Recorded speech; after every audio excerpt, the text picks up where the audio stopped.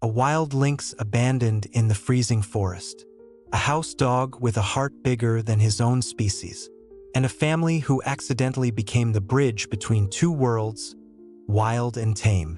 This story will make you believe that miracles truly exist. In rural Wyoming, Thomas Mitchell's weathered pickup rumbled homeward after an exhausting shift at the wildlife clinic. What began as an ordinary commute transformed into a moment of fate when he discovered a tiny orphaned lynx kitten desperately clinging to survival beside its mother's lifeless form. Yet it wasn't Thomas who would establish the most profound connection with this wild creature. It was Cooper, their gentle chocolate Labrador, who seemed to recognize something extraordinary in those initial uncertain moments. As the lynx they named Scout evolved from a fragile kitten into a formidable predator, the bond between these unexpected companions deepened in ways that defied conventional understanding. When Scout vanished into the wilderness, the Mitchells believed their extraordinary chapter had concluded. They never anticipated that the mysterious scratch at their window 3 days later would unfold into an astonishing series of events. This is a story of an unbreakable bond between a wild lynx and a chocolate Labrador. What transpired next would challenge everything we thought we understood about the boundaries between wild and domestic animals. Thomas Mitchell steered his pickup along the winding country road toward home, the November chill signaling approaching winter in Wyoming. He yearned for a peaceful evening with his wife Rebecca and their 14-year-old daughter Lily. Their 80-acre homestead outside Jackson was their sanctuary, especially after Thomas's hectic days treating wildlife and livestock at nearby ranches. As he navigated around a curve roughly 3 miles from home, he spotted something small and dark on the gravel shoulder. Most travelers might have continued without pausing, but 15 years as a wildlife veterinarian had trained Thomas to notice animals, even from a distance. He decelerated and pulled to the side. What he discovered made his heart sink. A female lynx lay motionless on the rough gravel, evidently struck by a passing vehicle. Thomas had treated enough wildlife to recognize she hadn't been dead long, perhaps just a couple of hours. He was about to return to his truck to alert the regional wildlife authorities when a faint mewing sound reached his ears. Initially, he thought the mother might somehow have survived, but as he cautiously approached, he realized the sound originated nearby. In the tall prairie grass just off the shoulder, a tiny lynx kitten no more than 2 weeks old huddled in a tight ball, its spotted fur barely distinguishable from the dried autumn grasses. "My goodness, little one," Thomas whispered, his experienced gaze quickly assessing the kitten. It was severely dehydrated and likely hadn't eaten since its mother's death. How it had survived even this long seemed nothing short of miraculous. Thomas knew the prospects for such a young orphaned lynx were grim, particularly with winter approaching. The regional wildlife rehabilitation centers were chronically underfunded and already at capacity. He made an immediate decision, one he recognized might be controversial but felt instinctively right. Carefully, he scooped up the tiny creature, which was too weak to resist, and nestled it inside his jacket for warmth. "Let's head home, little fighter," he murmured, taking one final glance at the mother lynx. He would notify the Forest Service about her remains once he arrived home. "I promise I'll do right by you." Thomas Edward Mitchell, have you completely taken leave of your senses? Rebecca's voice carried an unmistakable edge of disbelief as she stared at the tiny lynx kitten her husband had placed on a soft towel on their kitchen island. "We absolutely cannot keep a wild lynx. It's illegal without proper authorization, not to mention potentially dangerous." Thomas had already prepared a special formula, warming it to precisely the right temperature. I know, but Rebecca, just look at him. He wouldn't survive overnight at the rehab center. They're already overwhelmed with 4 orphaned elk calves from that terrible flood last month." Their daughter Lily peered cautiously at the kitten, her hazel eyes wide with wonder and concern. "Is he going to make it, Dad?" "Not if I don't intervene quickly," Thomas replied, drawing the formula into a small syringe. "I've treated lynx kittens before at the clinic." He's dehydrated and starving but otherwise appears relatively healthy. Rebecca sighed, her initial resistance softening as she watched her husband tenderly feed the tiny lynx. 15 years of marriage to a wildlife veterinarian had taught her that their home would never be without animals in need. Their current menagerie already included 2 rescued barn owls, a 3-legged mule deer named Tripod, and their beloved 6-year-old chocolate Labrador, Cooper, who was currently observing the proceedings from a respectful distance, his intelligent amber eyes fixed intently on the new arrival. "I've already reached out to Jessica at Wildlife Services," Thomas continued, referring to his longtime colleague who worked as a conservation officer. "She's bringing over the emergency wildlife rehabilitation permits tomorrow morning. If our little friend pulls through, we'll evaluate whether he can eventually return to the wild." Lily had moved closer, her initial apprehension replaced by fascination. "What are we going to call him?" "Lily," Rebecca cautioned. "We're not adopting him as a pet. He's a wild animal. But he needs a name while he's with us," Lily insisted. "We can't simply call him Lynx." Thomas smiled at his daughter's reasoning. "How about Scout?" he suggested. "Because he'll need to learn to scout his territory and hunt when he returns to the wilderness." "Scout," Lily repeated, nodding with approval. "I think it suits him perfectly." As if responding to his new name, the tiny lynx kitten emitted a small squeaky sound as he finished the formula and curled up on the towel, his sides rising and falling with exhausted breaths. Cooper, who had been observing patiently from the doorway, chose that moment to approach the counter. Standing on his hind legs, his front paws resting gently on the edge, he sniffed curiously at the newcomer. To everyone's amazement, he then gave a soft whine and gently licked the top of the kitten's head. "Well, would you look at that?" Thomas murmured in wonder.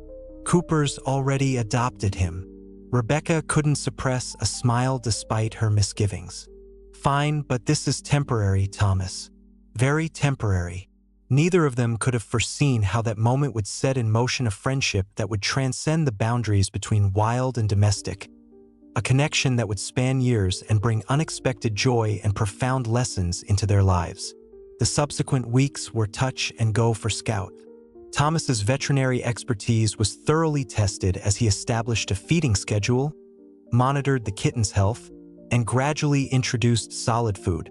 The entire family participated in Scout's care, with Lily taking particular interest in documenting his weight gain and developmental milestones in a special journal she had decorated with intricate drawings of Lynx. What astonished them most was Cooper's behavior. The chocolate Labrador, renowned for his gentle disposition, appointed himself Scout's guardian.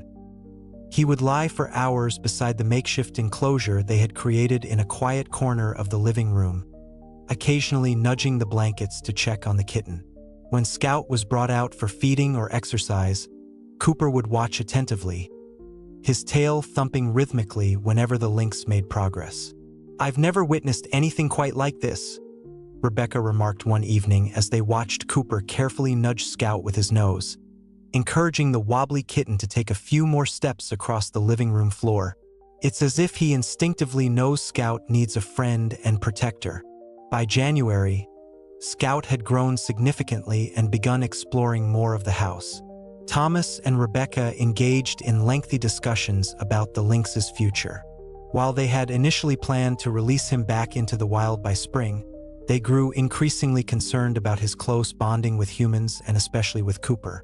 "The fundamental issue is that he's imprinting on us, and particularly on Cooper," Thomas explained to Jessica during one of her regular visits to monitor Scout's development.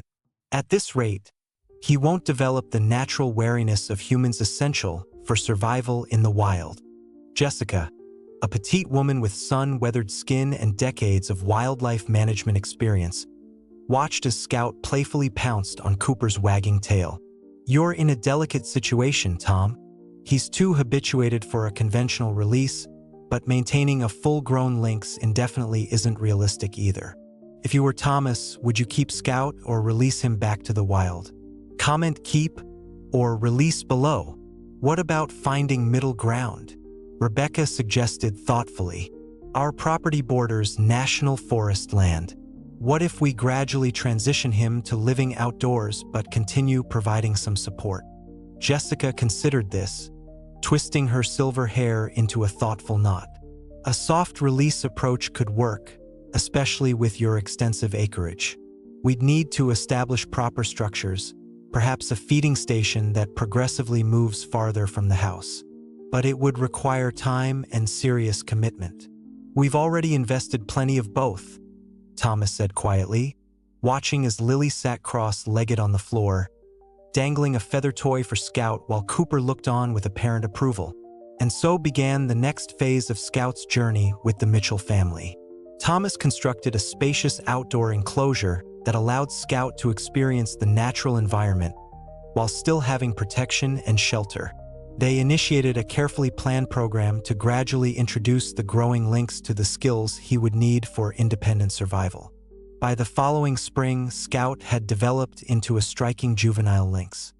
His once fluffy kitten fur had transformed into the distinctive spotted coat of his species, and his once fragile frame had developed lean, powerful muscles. Yet despite these physical changes, his bond with Cooper remained undiminished.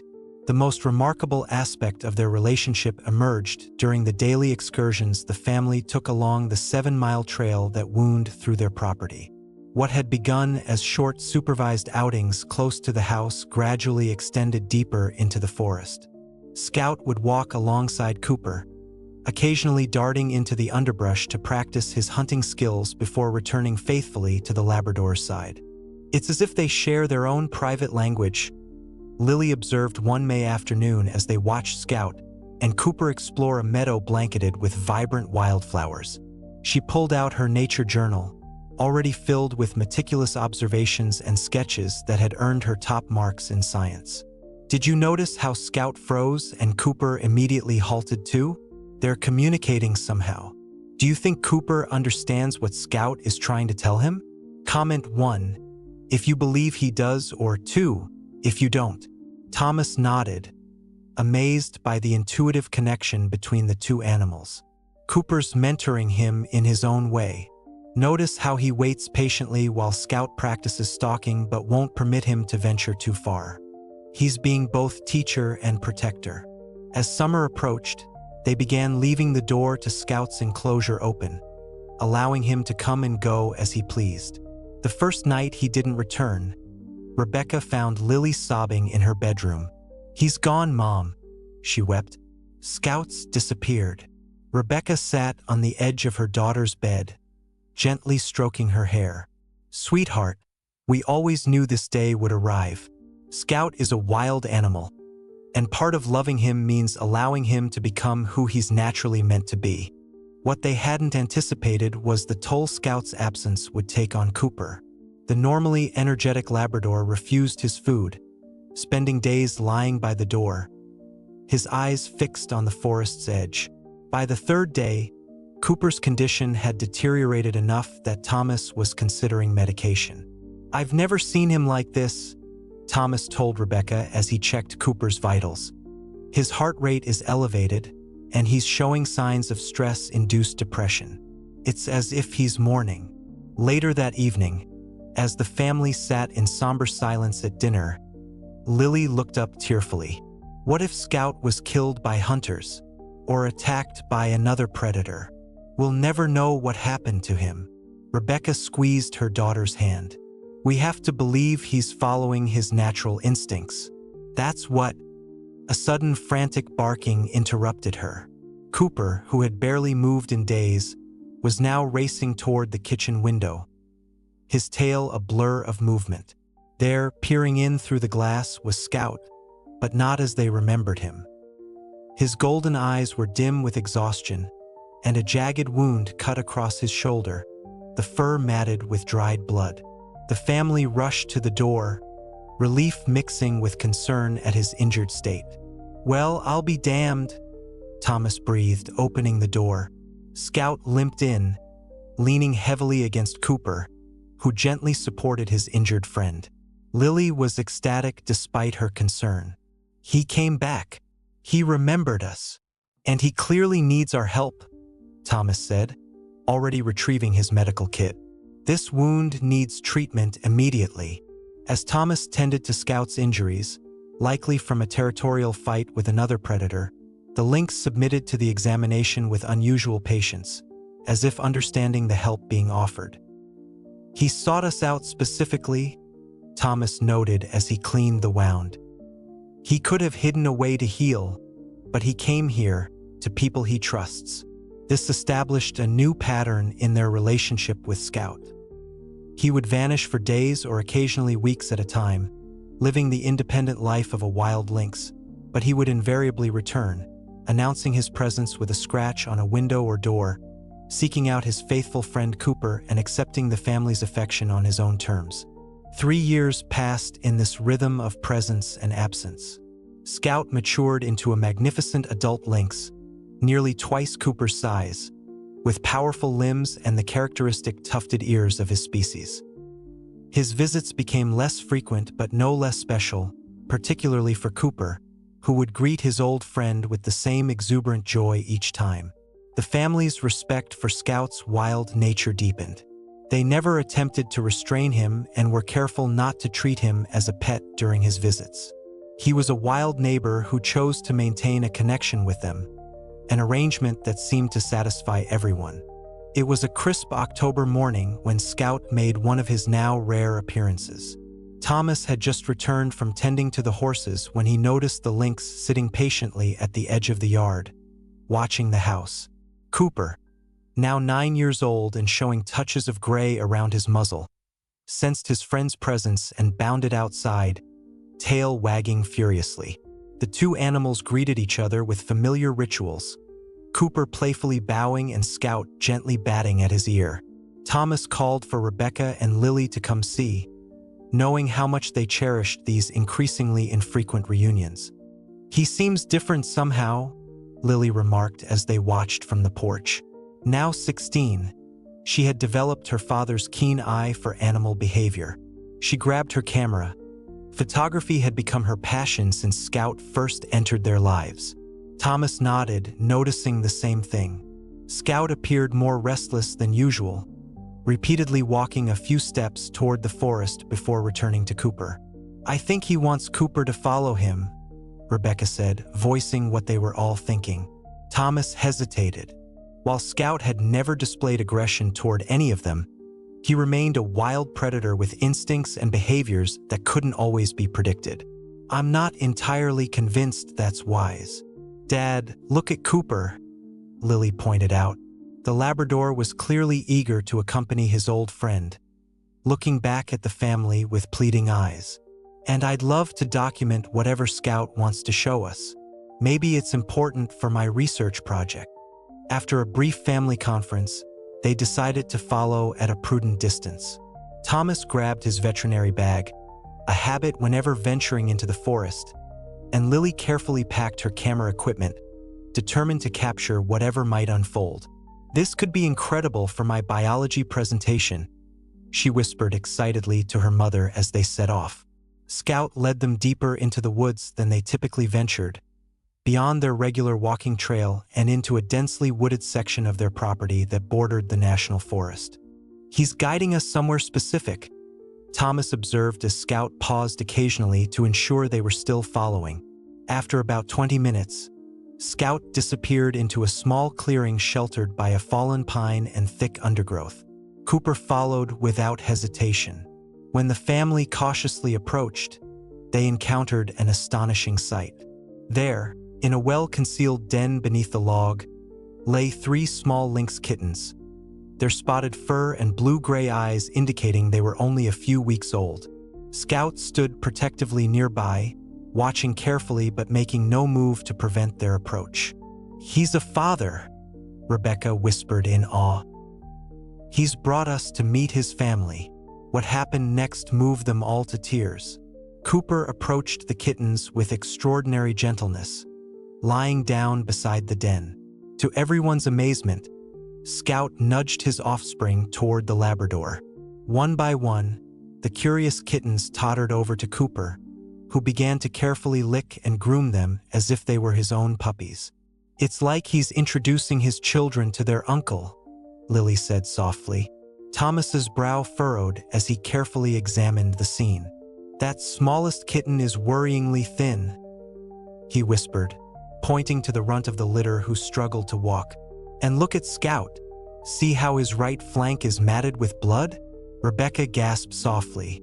Now that Thomas mentioned it, she could see the dark stain on Scout's otherwise pristine coat.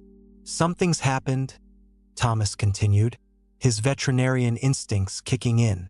"I don't see any sign of a mother, and Scout appears to have been in a territorial fight. He's not just making introductions. He's seeking our help because these kittens are starving." As if confirming Thomas's suspicion, Scout moved closer to Cooper and the kittens, settling beside them in a manner that seemed to convey trust and reliance. "Thomas," Rebecca said quietly, "I believe he's brought them to us for help." In that moment, the Mitchells understood the depth of the bond they had formed with this wild creature. Scout wasn't merely visiting. He was seeking assistance from the only other family he had ever known. The weeks that followed brought new challenges and profound joys. After careful observation, Thomas confirmed his suspicion that the mother lynx was indeed absent and unlikely to return. With guidance from Jessica and the proper emergency wildlife fostering permits, the family established a support system for Scout and his kittens. They constructed a sheltered feeding station near the den and took turns with Thomas making daily visits to check on the kittens' health. They were careful to maintain sufficient distance to prevent the young lynxes from becoming too accustomed to humans, a balance that proved easier said than done. Cooper became an unexpected co-parent, accompanying them on every visit and spending hours with Scout and the kittens. He would play with them, groom them, and even appeared to be teaching them certain behaviors. Wildlife biologists who learned of the unusual arrangement visited to document this rare cross-species relationship. "In all my decades studying wild felids, I've never observed anything remotely like this," remarked Dr. Eleanor Harrison, a feline conservation specialist who traveled from the University of Wyoming to witness the unique family. "It challenges our fundamental understanding of wildlife rehabilitation and cross-species bonding." One snowy afternoon, Lily convinced her parents to let her set up a wildlife camera near the feeding station. "I want to capture what transpires when we're not present," she explained, her eyes bright with academic passion. "For my advanced biology project on interspecies relationships. Professor Jenkins said this could be groundbreaking research if I document it properly." The footage they retrieved a week later left them speechless. In the quiet moments when humans were absent, Scout and Cooper engaged in play behaviors rarely observed between wild and domestic animals. The Labrador would initiate games of chase, while Scout would demonstrate hunting techniques not just to his kittens but seemingly to Cooper as well. In one remarkable sequence, the two adults worked together to herd the kittens back to the den as a mountain lion passed nearby. "They're co-parenting," Rebecca marveled as they reviewed the videos. "They're raising those kittens together as a team." Scout's legacy lived on in extraordinary ways. Lily's undergraduate research on interspecies bonds gained national attention, leading to a prestigious wildlife biology fellowship and eventually her own conservation program. Her viral YouTube channel Wild Connections featured the documented footage of Scout and Cooper's remarkable relationship, inspiring millions to reconsider how humans interact with wildlife. "What began as a rescue became my life's purpose," Lily explained in her TEDx talk that reached over 5 million views. She revealed how those childhood wildlife journals, started when she was just 14, had evolved into groundbreaking research. "My father saved Scout that day, but Scout saved something in all of us. He showed us that the boundaries we create between wild and tame are more fluid than we ever imagined." The children's book she authored, Scout's Family, became required reading in elementary schools across Wyoming, teaching a new generation about coexistence with wild animals. Thomas incorporated these lessons into revolutionary new approaches to wildlife rehabilitation, consulting with sanctuaries nationwide on the Mitchell method of soft release techniques. Rebecca's wildlife photography exhibition, featuring intimate moments between Cooper and Scout, toured galleries around the country. And on still winter evenings, when the first snow falls silent on the Wyoming forest, the Mitchells still sometimes glimpse a tawny shadow with distinctive spotted fur pausing at the edge of their yard, as if remembering old friends and the family that once became his own. If you've ever had a special friend like Scout or Cooper, share your story in the comments below. Do you think this story should be made into a movie? Type yes if you'd like to see it on the big screen.